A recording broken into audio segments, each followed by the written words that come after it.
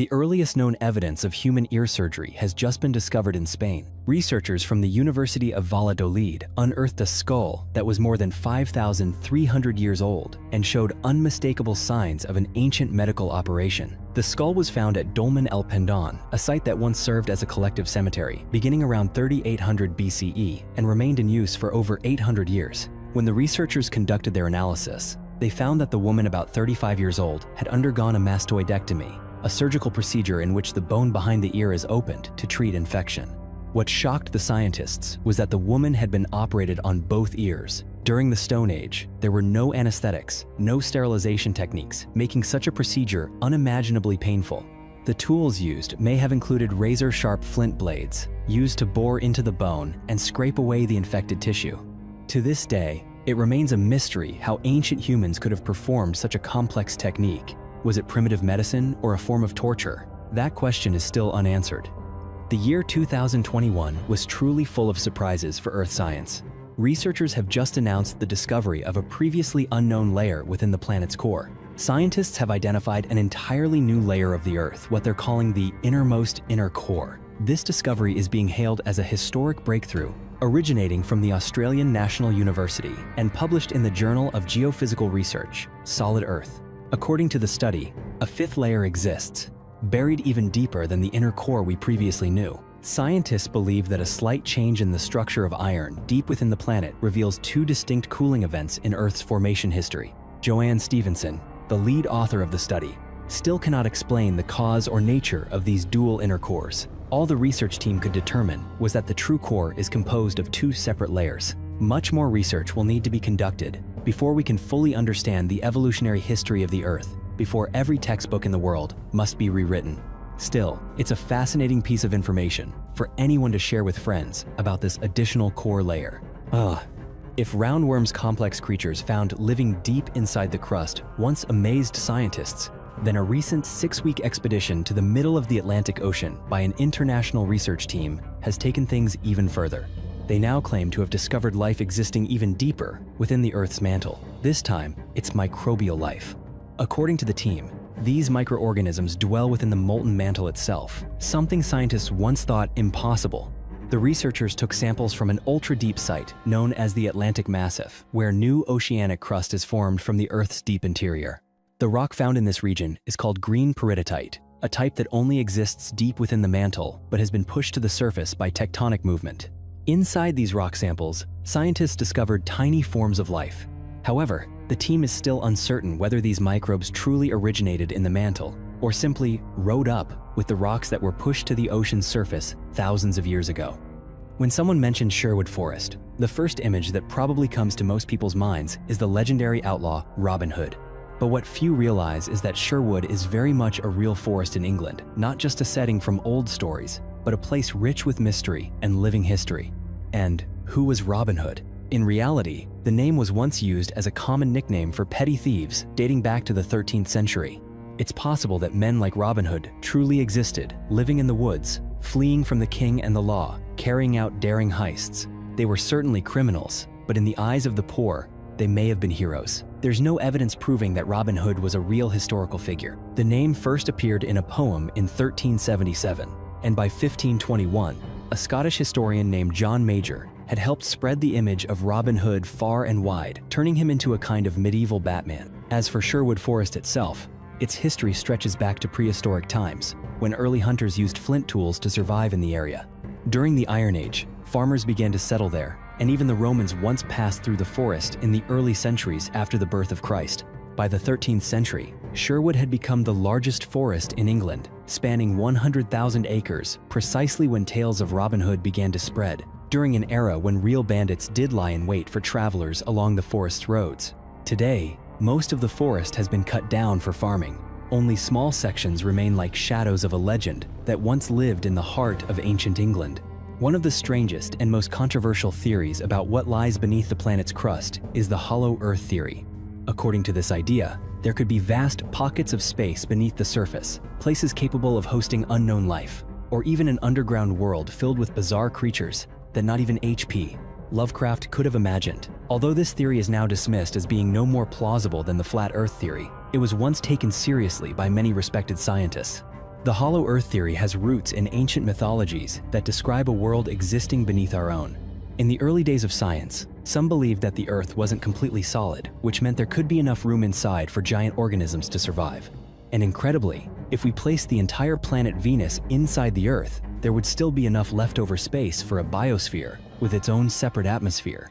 According to some estimates, this would leave over 460 million square kilometers of roaming ground for beasts and monsters, something straight out of Jules Verne's Journey to the Center of the Earth. Of course, such an idea is now entirely impossible. The Earth's core is a massive ball of solid iron surrounded by a dense layer of molten rock. But even without that molten layer, any hollow space inside would be subjected to pressures 20 times greater than those on the surface. At a depth of 320 kilometers, the pressure would be so intense that no creature from that imaginary world could possibly survive. Still, it remains an intriguing hypothesis, one that continues to fuel the human imagination.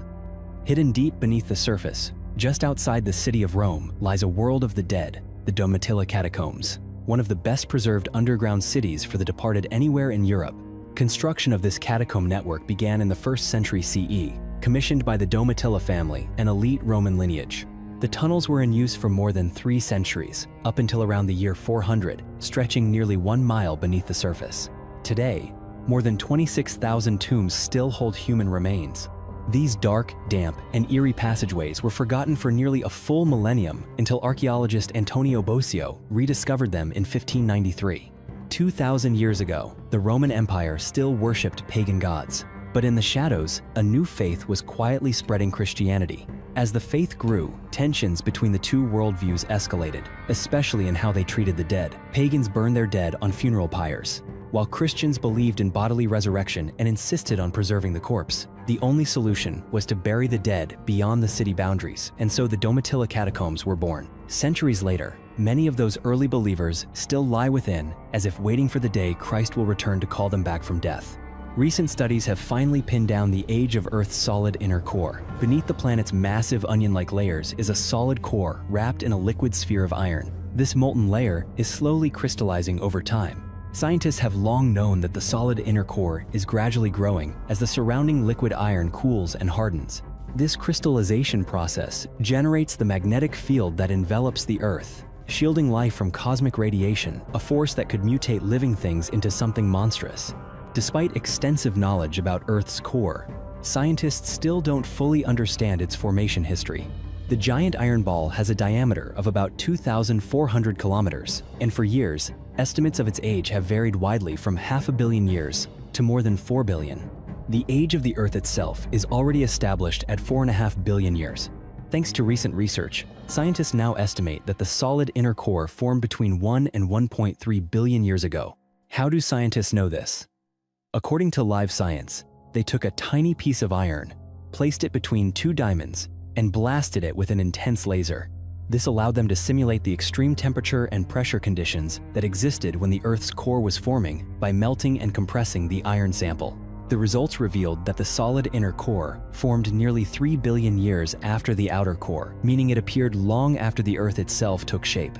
In a small village, about 80 kilometers from Berlin, archaeologists have uncovered a massive ceremonial structure dating back more than 6,800 years. The circular complex spans 110 meters in diameter, 3 times the size of Stonehenge's central ring. This structure was first identified in 2017 through satellite imagery. Today, researchers are still trying to uncover its true purpose. What drove a Stone Age community to spend months constructing such an enormous stone monument? The most reasonable theory is that it served communal ritual functions. Excavations have uncovered flint tools, hundreds of bone fragments, pottery shards, and shells, all pointing to some form of worship. But who were they worshiping, and why? Were people or animals sacrificed here, or was it a place of joyful celebration rather than horror? Those questions remain unanswered, and archaeologists continue their journey to decode the whispers of the past. In ancient Egypt, archaeologists have unearthed a strange animal cemetery nestled in the golden sands near the ancient port of Berenice. Beneath the layers of time, most of the remains belonged to cats, but monkeys and dogs were also found. Berenice once served as a major trade hub, welcoming ships from East Africa, Europe, and even India. These animal remains date back to the 1st century CE, about 2,000 years ago. What astonished researchers wasn't just the number, but the scale. They discovered more than 600 separate tombs, all for beloved animals. Around 90% of them were cats. The rest included dogs and monkeys, many of which clearly came from beyond Africa. The most puzzling detail lay in how the animals were buried. Contrary to popular images of ancient Egypt, where the dead were elaborately mummified, not a single animal here was embalmed. Even stranger, there were no human remains in the area, confirming that this was a dedicated pet cemetery. Archaeologists believe these animals held special roles in ancient society. They may have been companions, pets, much like today. The ancient Egyptians' affection for cats seems as profound as our own love for animals today. They didn't just bury these creatures, they buried them with grave goods. Many tombs contain pottery, glass bead necklaces, and shells shimmering ornaments worn by the cats before their final rest. A touching farewell to loyal four-legged friends. Berenike, a Greco-Roman harbor town along Egypt's eastern desert, was once a bustling gateway of trade. A recent excavation there revealed a mysterious temple from the late Roman era, roughly between the 4th and 6th centuries CE. By that time, Egypt's golden age had passed. The nation was fractured and torn by rival factions. The temple was excavated by a team from the University of Delaware, who soon realized that it had once been seized by a nomadic group known as the Blemmyes migrants from Nubia, seeking control of the region. Though the temple was designed in traditional Egyptian style, it had been repurposed for unusual ceremonies performed by the Blemmyes. Archaeologists found 15 falcon corpses in the shrine, most of them beheaded. Alongside them were eggs buried beneath the floor and a stone slab bearing an ominous inscription, "Do not boil the head in this temple." No one knows exactly what these rituals meant, but scholars believe the Blemmyes blended native Egyptian beliefs with their own traditions centered around the worship of Khonsu, the moon god often depicted with a falcon head. A strange rite, a fading faith, and the last traces of their story, lingering like a whisper from the past, still waiting to be understood. On Christmas Day in the year 1119, the Order of the Knights Templar was founded by King Baldwin II of Jerusalem. Initially, just a small group of French knights, they quickly became a noble guard force, protecting pilgrims in the Holy Land. But it wasn't long before they evolved into a powerful and wealthy military order, ready to wage war against any threat to the sacred lands. The Knights Templar continued fighting relentlessly until they were betrayed, slaughtered, and completely wiped out in the year 1291. Centuries have passed, yet the name Templar remains the origin of countless conspiracy theories and legends. Few know that these mysterious claims emerged very early on. Shortly after the Templars were executed, the German poet Wolfram von Eschenbach wrote an epic describing them as the guardians of the Holy Grail, a symbol of divine power. Though it was only a poem, the tale never faded. Worse still, confessions tortured out of the knights by the minions of King Philip IV tied them to occult practices. They were accused of worshipping Baphomet, a figure later recorded in Henry Agrippa's 16th century book, De Occulta Philosophia. The story surrounding the Templars' sacred knowledge, treasures, and religious mission stretches across the globe, from theories that they hid the Ark of the Covenant in Ethiopia to claims they carried treasure to Oak Island in the United States. The Federal Bureau of Investigation has recently cracked the oldest cold case ever recorded, a mystery stretching back 4,000 years to ancient Egypt. From a single mummified head, investigators extracted DNA and confirmed the identity of the deceased. It all began in 1915, when an American archaeological team discovered a severed mummified head in the ancient cemetery of Deir el-Bersha. The head was brought to the United States and stored at the Museum of Fine Arts in Boston. But for more than a century, no one knew who it truly belonged to. It had been separated from its body and placed in a tomb that may not have been its own. The head was found in the tomb of Jehutinakht and his wife, a governor who lived during Egypt's Middle Kingdom. Over 4 millennia, the tomb had been raided multiple times. The body inside was disturbed, and the burial chamber itself had nearly been burned down. Matters grew more complicated when key bones like the cheekbone and jaw hinge had been removed. According to researchers, this was part of an ancient ritual to allow the dead to eat and speak in the afterlife. It wasn't until 2016 that a small tooth fragment was sent to FBI forensic scientist Dr. Odile Leray. She analyzed the DNA and confirmed that the head belonged to a male, most likely Governor Jehutinakht himself. After more than 100 years of debate, the head had finally returned to its rightful identity. If you've ever found yourself lying awake at night, wondering about the very first city on Earth, the answer is Uruk, the cradle of urban civilization. First settled around 4,500 BCE in the region of Mesopotamia, Uruk was the first place to meet every official definition of a city: stable social organization, centralized government, monumental architecture, religion, writing, literature, and specialized labor. All of it began here. While Jericho, Eridu, or Sidon may have been older, only Uruk evolved to a scale that could be called a true city. The population exploded, massive walls were built for defense, and agriculture thrived outside its fortified perimeter.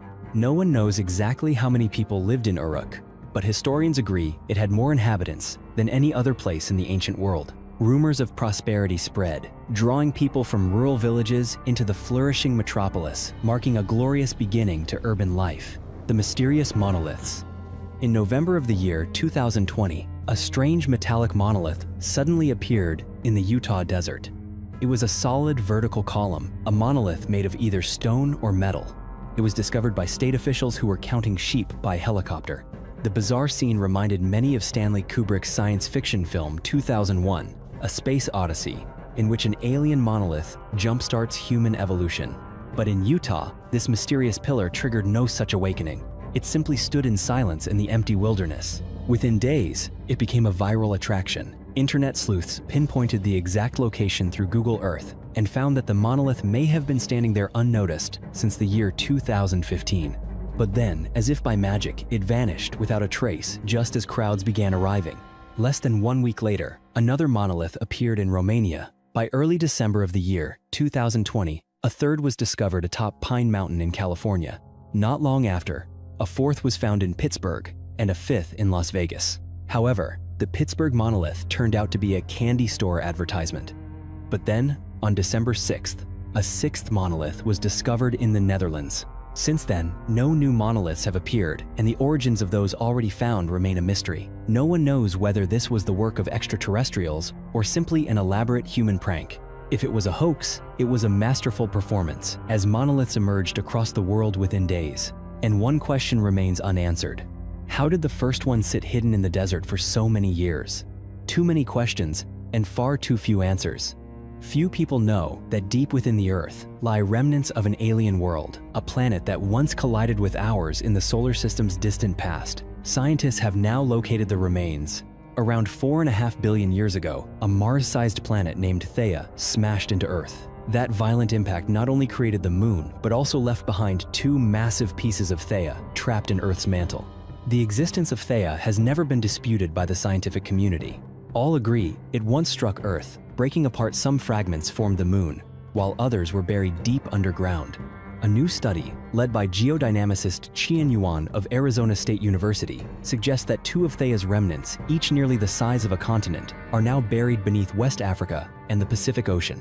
The discovery process unfolded like this. As seismologists studied Earth's deep rock layers, they noticed earthquake waves slowed down dramatically when passing through two specific zones. These are the only regions on Earth where this phenomenon occurs. The finding suggests that the rock in these areas has a different chemical makeup and density than surrounding materials, leading to the most plausible theory. They are alien in origin, remnants of the long-lost planet Theia. Although the world has never found proof that the underworld from Greek mythology truly exists, ancient people believed there was at least one gateway leading to it. That place was Hades, the realm the Greeks believed souls entered after death.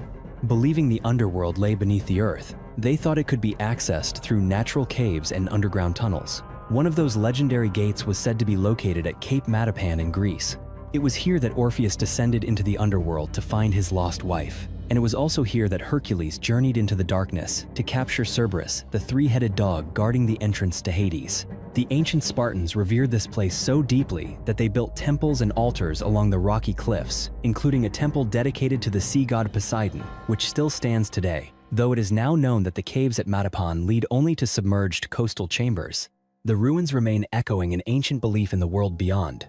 A new study has revealed yet another threat lurking just beneath Earth's surface. Volcanologists have discovered shallow lava lakes that were previously invisible to seismic technology. These unusual reservoirs are too small and too close to the surface for modern instruments to detect. This suggests that small lava lakes may be far more common than once believed.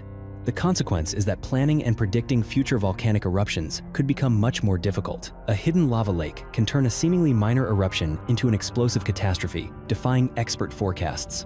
Researchers affirm that the level of risk depends on each individual volcano, but the possibility that invisible lava lakes could lie beneath seemingly dormant peaks means any eruption could suddenly escalate into a disaster without warning. What might begin as a wisp of smoke could erupt into a torrent of molten rock, capable of wiping out an entire city, a city people once thought was safe. Archaeologists have uncovered what may be the first Buddhist temple ever built. The ruins were excavated in the Swat Valley, located in the ancient land of Gandhara, a region once conquered by Alexander the Great during the 3rd century before the Common Era. The presence of Greek and Macedonian settlers here gave rise to a rare fusion of Buddhism and classical Hellenic art. It was a meeting of two entirely different worlds. Statues of the Buddha stood between Greek-style columns, an awe-inspiring symbol of the age. Based on the remaining evidence, archaeologists believe the temple was built in the mid-2nd century before the Common Era, during the rule of the Indo-Greek kingdom. But the most astonishing discovery was a much older temple buried beneath its foundations. It may have been constructed just 1 century after the death of the Buddha, around the early 5th century before the Common Era. Though much of it is severely damaged and nearly unrecognizable, it remains one of the most historically significant finds to date. It is like uncovering the first church ever built after the death of Christ, a priceless relic, though not yet fully confirmed. For now, all that is known is that it is very, very old. Who built it, and why they chose this exact spot, remains an unsolved mystery. There are many misconceptions surrounding the legendary castle of Dracula. For tourists visiting Romania, Bran Castle is often promoted as the home of Vlad the Impaler, the real historical figure behind the Dracula myth. But the truth is far more complex. Vlad never lived at Bran. His true connection lies with Poenari Castle, a rugged fortress perched high atop a cliff more than 2,400 feet above the ground. Like a stone eagle's nest overlooking the Carpathians, Poenari gazes down over the vast Romanian countryside. The castle was first built in the 13th century as the stronghold of the Basarab dynasty, but within a few decades, it was abandoned. When Vlad ruled Wallachia in the 15th century, he stumbled upon its ruins during a hunting trip and instantly recognized its strategic potential. He ordered it rebuilt using captured enemies as slave labor to become his primary fortress. Yet the castle saw little combat. After Vlad's death in the year 1476, Poenari fell into obscurity once more. In the year 1913, a landslide severely damaged the entire structure. Today, only crumbling stone walls remain silent, witnesses to a fortress that once struck terror across the Balkans. In the tranquil region of Takachiho, Japan often called the Mount Olympus of Shinto mythology, there lies an ancient shrine named Amano Iwato. Though it appears in Japan's oldest legends, the place itself is very real. According to myth, the sun goddess Amaterasu fled to this cave after a cruel prank by her brother. Overcome with anger and sorrow, she withdrew from the world, hiding in the darkness of the Takachiho cave, plunging all of creation into shadow. The other gods quickly realized the consequences of her absence. They gathered at the cave's entrance, trying to coax her out, but Amaterasu remained unmoved. It wasn't until a goddess began dancing joyfully, filling the heavens with laughter, that Amaterasu grew curious and peeked outside. The fear of missing out had awakened her, and when she stepped from the cave, light once again returned to the earth. Though the tale is mythical, the cave where Amaterasu once hid is indeed a real place. The Amano Iwato shrine was built just outside its mouth, a stunning masterpiece of traditional architecture. From there, visitors can peer into the dark crevice, where the goddess once sealed the sun away. The newly discovered tombs. At the ancient necropolis of Saqqara, located south of Cairo, archaeologists have uncovered yet more tombs, a revelation that no longer surprises anyone, as this place continues to reveal mysteries long buried by time. This time, 5 stone tombs were excavated, dating from approximately 2700 to 2055 before the Common Era.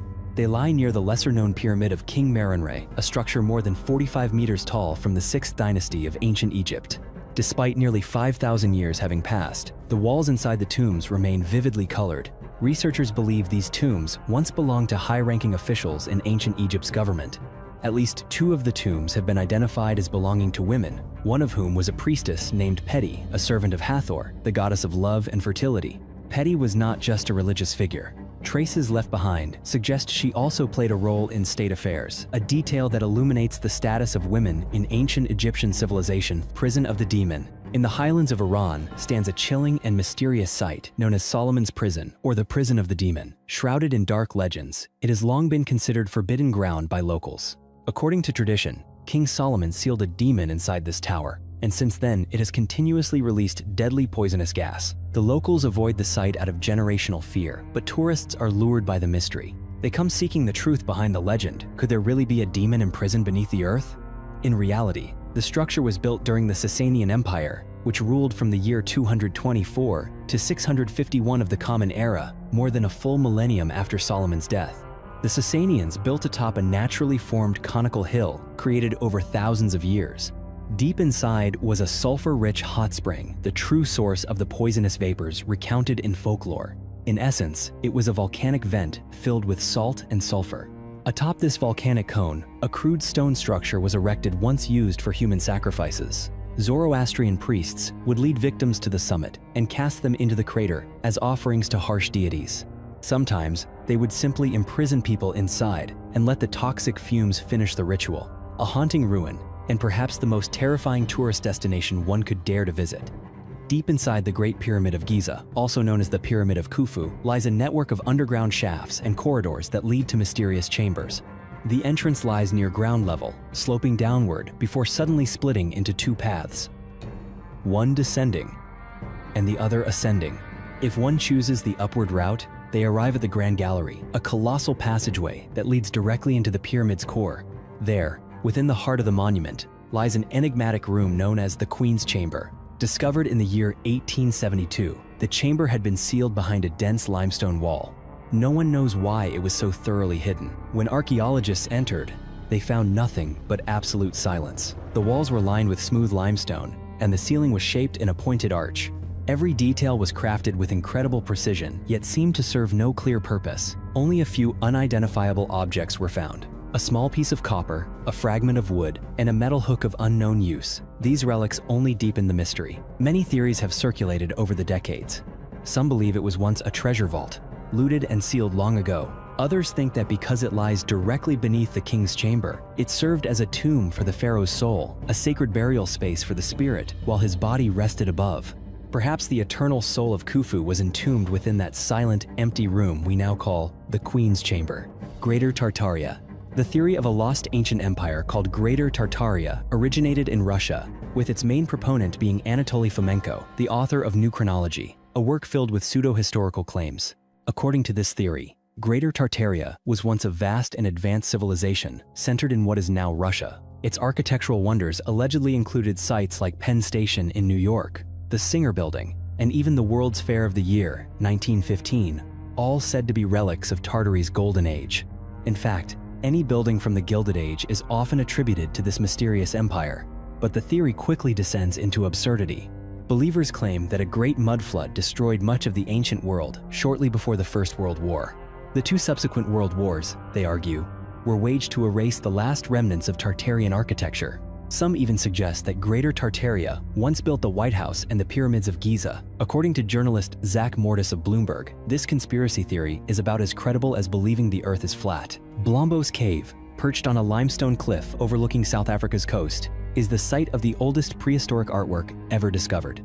It lies about 90 meters from the sea and nearly 300 kilometers from Cape Town. In the cave's shadows, archaeologists uncovered broken red stones etched with abstract symbols and geometric patterns dating back to around 70,000 years before the Common Era.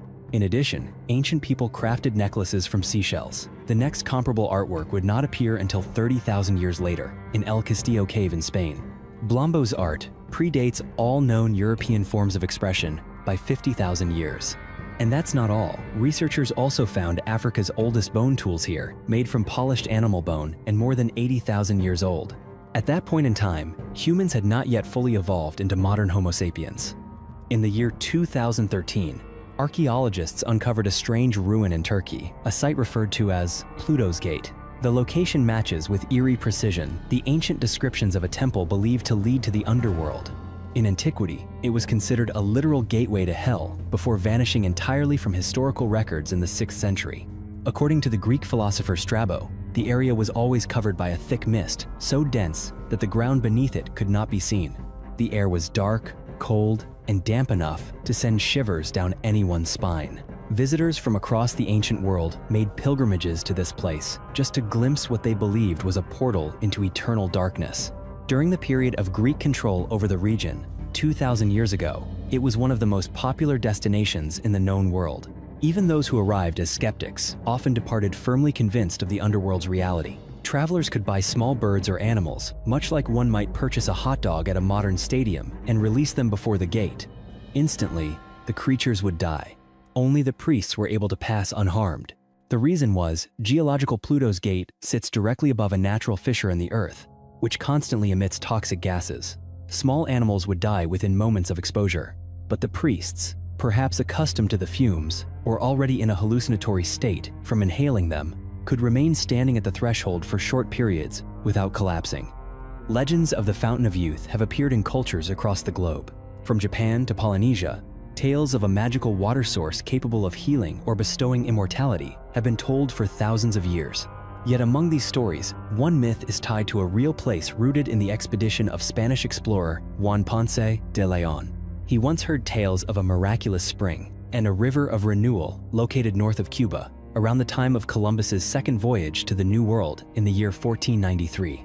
After his death, stories linking Ponce de León to the Fountain of Youth spread throughout the Spanish Empire. By the year 1535, rumors claimed he had sought the spring to cure impotence, though no historical records confirm this, nor do any suggest he ever found the fabled waters.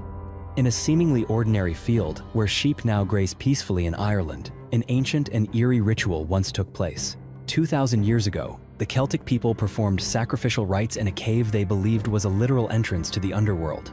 That cave is the origin of the Samhain festival, the ancient forerunner of what we now call Halloween.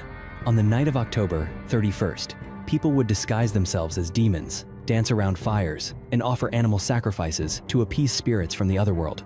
According to archaeologist Daniel Curley, inside the now-erased temple, people once laid their offerings atop a raised mound. For the rest of the year, the land appeared calm, but on that night, it became a bridge between the living and the dead. Today, the Rathcrogan area, where the cave lies, is an archaeological complex featuring more than 200 monuments, burial mounds, ring forts, standing stones, Iron Age temples, and, of course, the ancient gate to the Dark Realm. Off the coast of England, maritime archaeologists have just announced a discovery that stunned the scientific world. They have identified what may be the oldest known shipyard on Earth, dating back 8,000 years. Beneath the sea, divers uncovered layered wooden planks, likely once the foundation of a primitive harbor. This submerged structure was excavated at Boldnor Cliff, a site that was once a Stone Age valley, but now lies more than 30 feet underwater. The area contains not one but 5 archaeological zones. It was once part of the land bridge that connected Britain to continental Europe. As sea levels rose, the Stone Age inhabitants were forced to abandon their ancestral land, swallowed by the ocean. But the most astonishing detail is the identification of the site as a shipyard. DNA analysis on the wooden samples proved that ancient people had been constructing boats here earlier than anywhere else ever recorded. Each year, shifting sea currents expose new relics. In the most recent excavation season, over 60 wooden planks were recovered, all carefully shaped and once part of the ancient shipyard. Finding wooden fragments dating back 8,000 years is an extraordinary achievement, proof that our ancestors had already mastered seafaring techniques at a time when the ocean still marked the border between myth and life. In the tranquil region of Rathconrath stands an ancient hill once considered the spiritual center of Irish mythology, the Hill of Ishnach. Today, the site is officially recognized as a protected national monument. Atop the hill lies a prehistoric complex of megalithic tombs, burial mounds, remnants of stone walls, sacred wells, and even a medieval-era road. Its location is near the geographical heart of the island, perhaps explaining why this place was once seen as the soul's heart of Ireland for thousands of years. In Irish mythology, Ishnach was believed to be the final resting place of many gods, including Dag Damor, the greatest of them all, protector and ruler of the Celtic people. The Irish believed he was a member of the giant race Tuatha Dé Danann, the highest divine clan in legend. Countless mystical tales revolve around Dag Damor. He was a warrior, a father, a force against darkness, and according to tradition, his bones still lie buried beneath the Hill of Ishnach. The hill is also thought to be a gateway connecting the physical world with the realm of spirits. According to legend, a sacred flame once burned atop the hill for 7 years. And from this very spot, an ancient hailstorm created 12 great rivers of Ireland. No matter which chapter of Celtic mythology you open, the name Ishnach always emerges a convergence point of endless legends. And the wonder is, you can still walk upon that very hill in the real world today.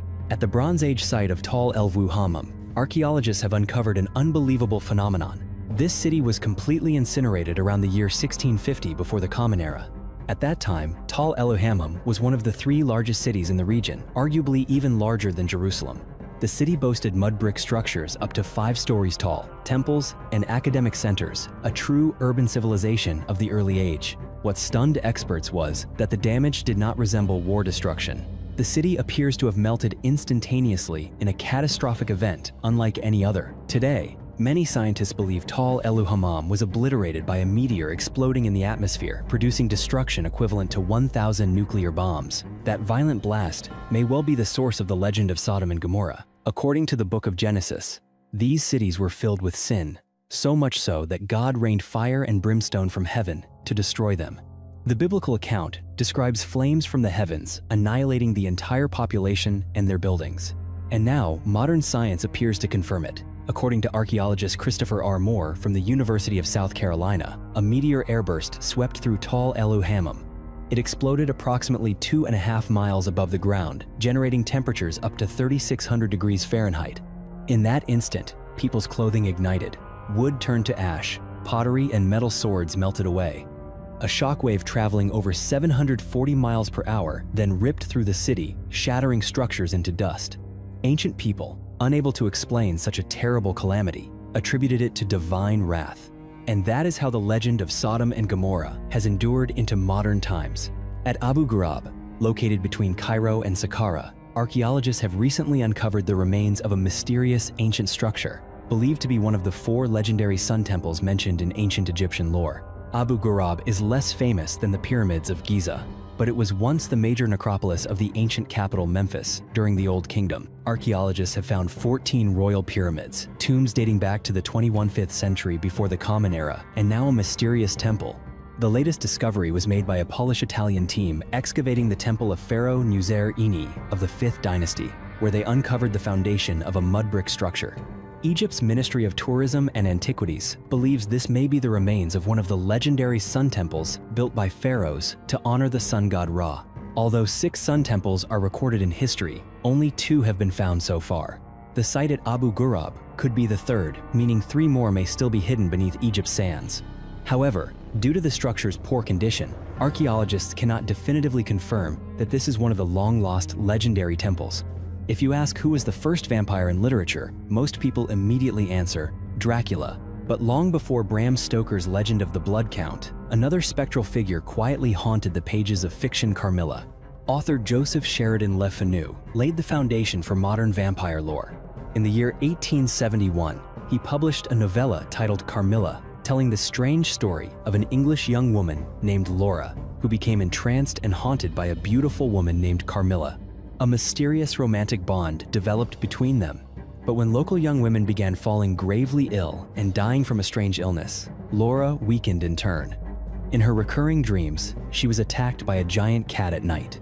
Until the truth emerged, the cat was Carmilla herself, lover and life-drinking predator. Carmilla was hunted down, staked through the heart, beheaded, and completely burned. It is a gruesome tale, and many critics consider it the work that paved the way for Dracula. But because Carmilla portrays a lesbian relationship taboo in Victorian times, it was quickly forgotten, while Dracula, with a dominant male protagonist, became a global icon. However, if you trace the roots of vampire fiction, the first female vampire and the tragic figure hidden for 145 years was Carmilla. Archaeologists working in the West Bank of Israel recently unearthed a strange artifact, a magical hand carved on an ancient stone slab. This object dates to the biblical kingdom of Judah, discovered within a tomb at the Khirbet el-Luqam archaeological site. 3,000 years ago, this land belonged to the Iron Age kingdom of Judah, located just south of ancient Israel. Beside the hand image are ancient inscriptions carved meticulously in a lost form of Hebrew. Biblical archaeology professor Titus Kennedy believes the text may have spiritual significance related to the worship of Yahweh. Many religious scholars accept that both Israel and Judah worshipped Yahweh, the God referred to in the Old Testament. This symbolism is further supported by the presence of the hand motif and the mysterious ancient inscription. Scientists still have much to learn about the universe, and they continue to make astounding discoveries. In early 2020, a research team spent hours observing a star named J0815+4729, also known as Mr. J, located in the constellation Lynx. approximately 5,000 light-years from Earth. Astronomer Adam Burgesser told CNN that stars like Mr. J belong to the galaxy's halo stars, orbiting the Milky Way rather than lying within its disk like younger stars, including our Sunday. The researchers detected 16 chemical elements in the star's atmosphere, forming a remarkably unusual composition. Especially notable were extreme levels of carbon, nitrogen, and oxygen, spectacularly rare even among halo stars. Using the W.M. Keck Observatory in Hawaii, they determined that Mr. J belongs to the first generation of stars formed after the universe began. This primitive composition suggests it emerged within the first few 100 million years after the Big Bang, possibly from material expelled by the galaxy's earliest supernova explosions. Scientists say only a handful of such stars have ever been found in the galactic halo, but none with as much carbon, nitrogen, and oxygen relative to iron. John O'Mara, lead scientist at the Keck Observatory, described the discovery as offering profound insight into the earliest epoch of the cosmos, revealed through the stars nearest to us. He also expressed hope that more studies of this kind will uncover the elemental origins of the nascent universe. For centuries, the Karnak stones have puzzled archaeologists. Located just outside the small French village of Karnak, these monoliths form long, linear alignments and complex geometric patterns. They resemble other megalithic structures around the world. Yet every theory here seems to lead to a dead end. There are approximately 3,000 stones in Karnak, erected by a pre-Celtic civilization sometime between 3,300 and 4,500 BCE. The first mystery is how and why ancient people transported them. Karnak is the largest megalithic site on Earth, yet no one knows how Neolithic people moved these massive stones over more than 30 miles into a desolate field. Nor do we know their true purpose. Were they used for religious rituals, astronomical observations, or perhaps boundary markers?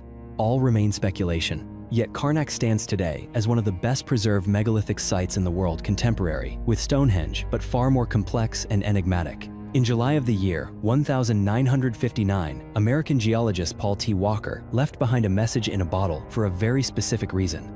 It wasn't a love note or a treasure map, but perhaps the last thing he ever wrote before dying shortly thereafter. Walker tucked the glass bottle among the rocks near a glacier on Ward Hunt Island in the Canadian Arctic. In the letter, he asked whoever found it to measure the distance between the glacier and the surrounding boulders and report the findings to his laboratory. He wanted to know whether the glacier was retreating, and if so, by how much. At that time, he suspected ice melt, while most of his colleagues believed glaciers were growing, not shrinking. It wasn't until the year 2013, 54 years later, that researchers Warwick Vincent and Dennis Sarazin discovered the bottle during an expedition along the glacier's edge. They honored Walker's request and determined that the glacier had retreated 71 meters since the year 1959. Vincent remarked how incredible it was that Walker had even thought to leave such a message, given that nobody believed in melting glaciers back then. It is a story not only about climate change, but also about brave individuals working in one of the most remote and frigid places in North America, long before GPS or satellite phones. Paul Walker's message is a sobering reminder of how rapidly the ice is melting, and a warning of the monumental changes humanity must be prepared to face. Forensic scientists have recently used cutting-edge technology to identify a so-called vampire. The remains were found around 30 years ago in Griswold, Connecticut, buried with arms crossed in an X shape over the chest, a common burial method during the 19th century, when people believed those with supernatural powers needed to be restrained from rising again.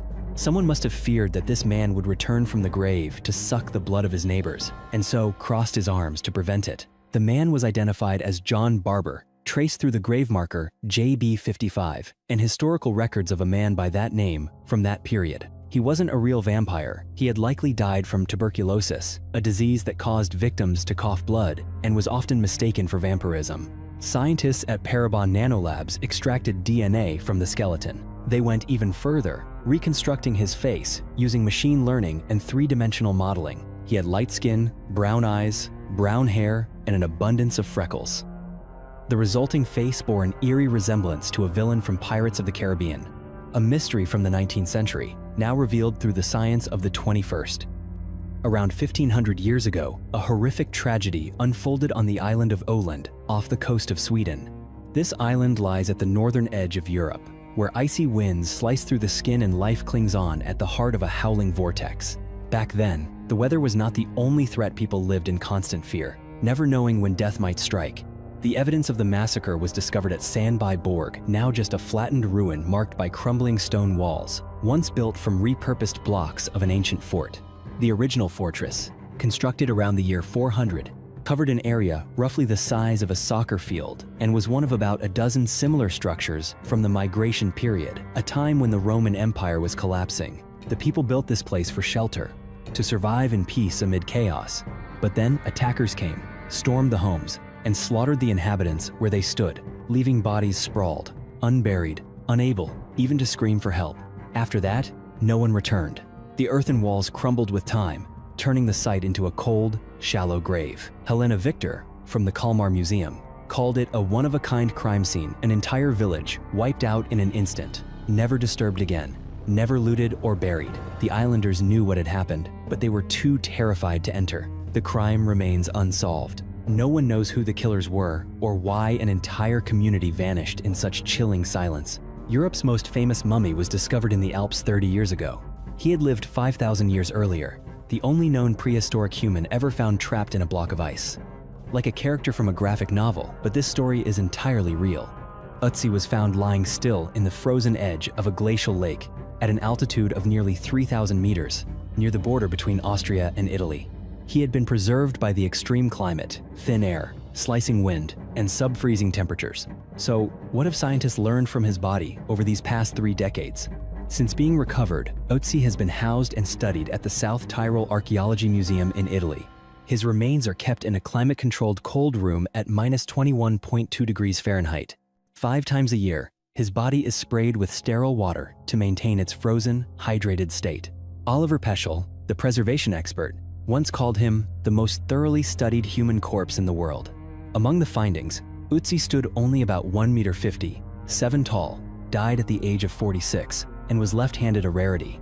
He wore size 8 shoes, had brown eyes, brown hair, and a Mediterranean complexion. His blood type was O, he was lactose intolerant, and he lacked his 12th pair of ribs.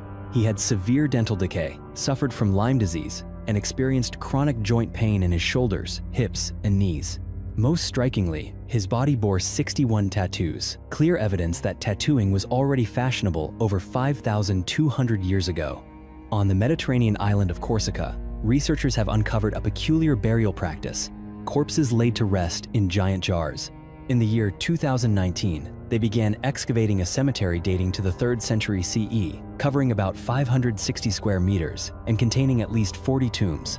Most strikingly, many human skeletons were placed inside ancient clay jars types, originally used for transporting wine or olive oil, not for burial.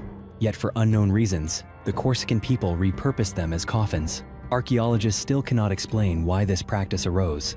The island's inhabitants, descendants of the Phoenicians who occupied the region around 1000 BCE, imported these jars from Carthage in North Africa.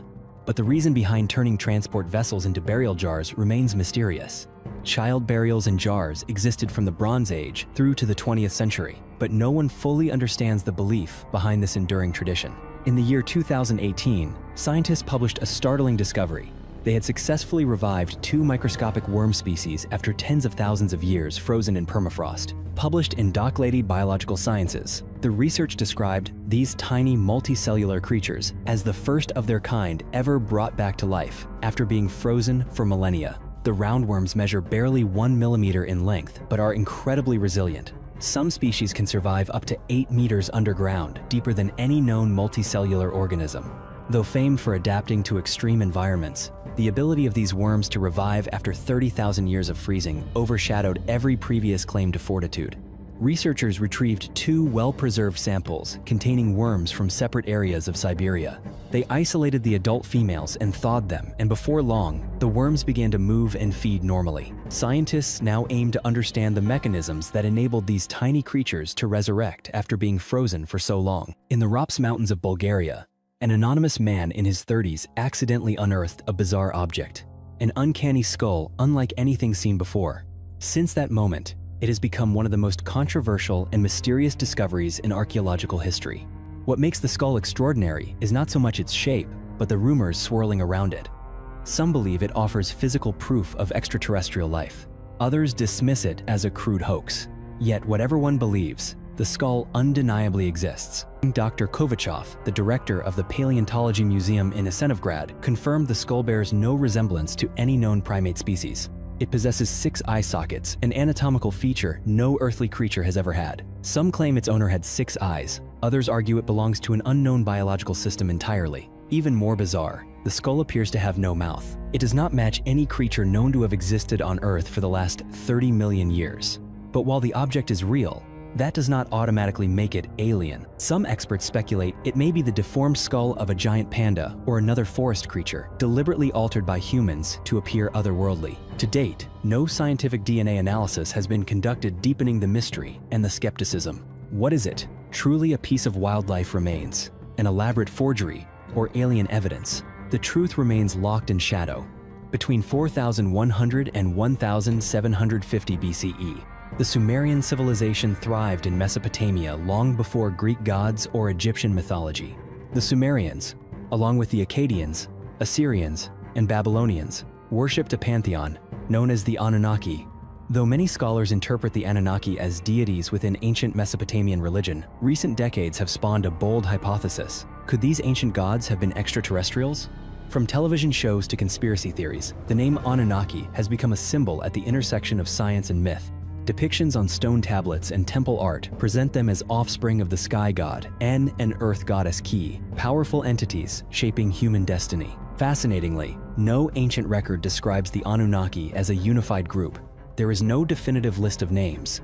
No centralized cult worshiped them all. Instead, each region or city-state favored one particular figure from the pantheon. In Mesopotamian myth, the Anunnaki appear as giant beings endowed with supernatural power and radiant light, emanating from their bodies, possibly metallic glow or divine energy. They wore horned headdresses and garments, lavishly adorned with gold and silver. Over time, Anunnaki merged into other mythologies, such as Babylon's god Marduk or the deities in the Epic of Gilgamesh. They became judges, soldiers, or divine entities guiding humanity's fate. So where did the theory that Anunnaki were aliens begin? In the year 1976, scholar Zecharia Sitchin published a controversial translation of 14 ancient Sumerian clay tablets. In his book, he claimed the Anunnaki came from a distant planet called Nibiru. He argued they arrived on Earth to mine gold, build military bases, and control humans as slaves. Scholars quickly refuted Sitchin's translations, dismissing them as inaccurate and speculative. Still, the hypothesis sparked public curiosity about ancient Mesopotamian civilizations. Today, the Anunnaki symbolize both myth and science fiction, a testament to humanity's enduring fascination with origin stories, the cosmos, and the unknown. NASA's Kepler Space Telescope was designed to hunt exoplanets orbiting distant stars. But why are we so captivated by alien worlds? Because they help us understand how unique or common our solar system truly is. Kepler not only discovered exoplanets, but also recorded anomalies like stellar storms, star spots, and even potential artificial structures around stars. These structures could be satellites or even alien megastructures.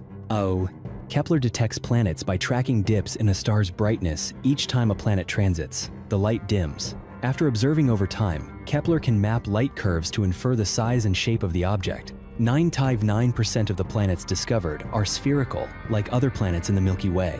Then Kepler observed something completely unexpected in the constellation Cygnus. One star's brightness dropped by 15% when an object passed in front of it, and then suddenly by 22% more. Scientists confirmed that whatever was blocking the star must be enormous and perhaps composed of many objects. There was no sign of cosmic dust, nor infrared emissions. At this point, some believe that Kepler may have serendipitously observed an alien megastructure, a giant artificial object orbiting a star larger than the Sunday. Of course, so far these claims remain speculative. In Sweden, archaeologists excavating 2 graves at the Valsgärd cemetery were astonished to discover the skeleton of an owl placed beside an Iron Age warrior. This burial site is often compared to the famous Sutton Hoo Cemetery in England, which contains more than 90 graves dating from 500 to 800 CE. The warrior was laid to rest in a boat approximately 10 meters long, a vessel meant to transport the deceased to the realm beyond. He was buried with ornate helmets, a sword and shield, along with supplies for the journey after death. Adjacent to the boat were animal remains, including horses. According to Professor Berglund, these horses were meant to help the warrior cross from the boat to the shores of the underworld. The owl's head was removed, possibly to prevent it from coming alive. Experts identified the bird as a short-eared owl, but to this day, nobody fully understands its symbolic significance for the warrior's journey to the afterlife. 41 light-years from Earth lies an exoplanet named GJ-1132b, orbiting a red dwarf star. It completes an orbit in only a day and a half by Earth time. This strange world was once believed to have lost its entire atmosphere, but it may have developed a secondary atmosphere through volcanic activity. The latest analysis of observations from the Hubble Space Telescope has detected signs of this secondary atmosphere on the radiation-baked planet.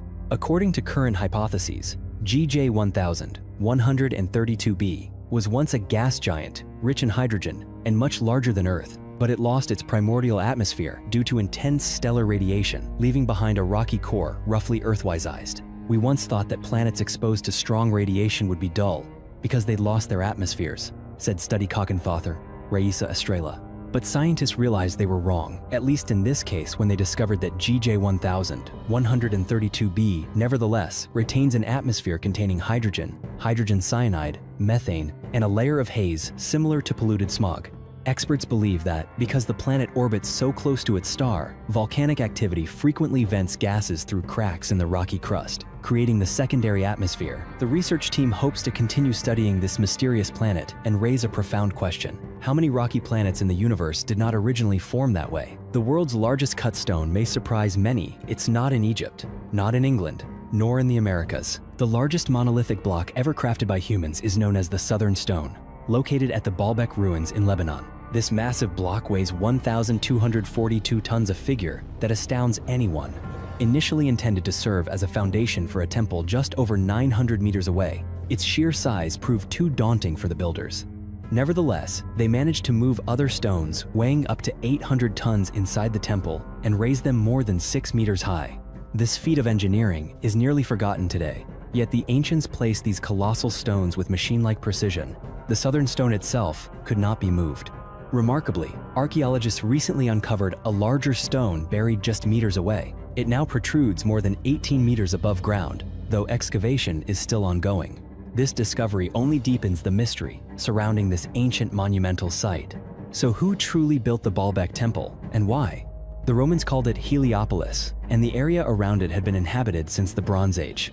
Some theories credit the Phoenicians, others suggest Canaanites of biblical times. A few even claim that only giants could stack 1,000-ton stones on top of each other. Today, no one knows who built it or how they achieved such a monumental accomplishment thousands of years ago. While observing the shoreline at Padre Island National Seashore near the Gulf of Mexico, National Park Service Ranger Rebecca Clausen spotted a golden rope-like mass washed ashore. But it was not litter, it was a living creature, a type of flexible, soft coral commonly called a sea whip. Sea whips can be red, orange, yellow, purple, lavender, or deep violet. According to marine species identification portals, park officials often find yellow and red specimens. Sea whip refers to various species of soft coral, but those found in North America belong to Leptogorgia virgulata, known as the colorful sea whip. They live near the coast and range from New Jersey down to the Gulf of Mexico. According to a conservation post, identifying a sea whip is easy by looking at the black internal skeleton. The colorful exterior consists of polyps, aggregations of living organisms forming the coral body. So next time you see what looks like rope washed up on the beach, look more closely. It might be a marvelous creature of the ocean. In the year 2018, local resident Pavel Efimov discovered the severed head of a prehistoric wolf in Yakutia, northern Russia. This adult wolf died about 32,000 years ago, aged only 2 to 4 years old. Its fur and teeth remained intact, and astonishingly, even its soft tissues and brain survived, marking the first time a mature ancient wolf with preserved brain tissue has ever been found. The skull alone measured 40 centimeters long, nearly half the length of a modern wolf. It descends from an extinct lineage, distinct from modern wolves, and represents the first adult specimen of the Pleistocene steppe wolf, confirmed to date. It remains unclear why the head was detached or what happened to the rest of the body. Evolutionary geneticist Love Dalen and colleagues said there is no evidence of human tampering. Scientists are planning DNA extraction from the specimen, hoping to further decode the evolutionary history of the wolf species. If you find these mysterious stories fascinating, leave your thoughts below and don't forget to subscribe to the channel so you won't miss our next discoveries together. See you in the next video.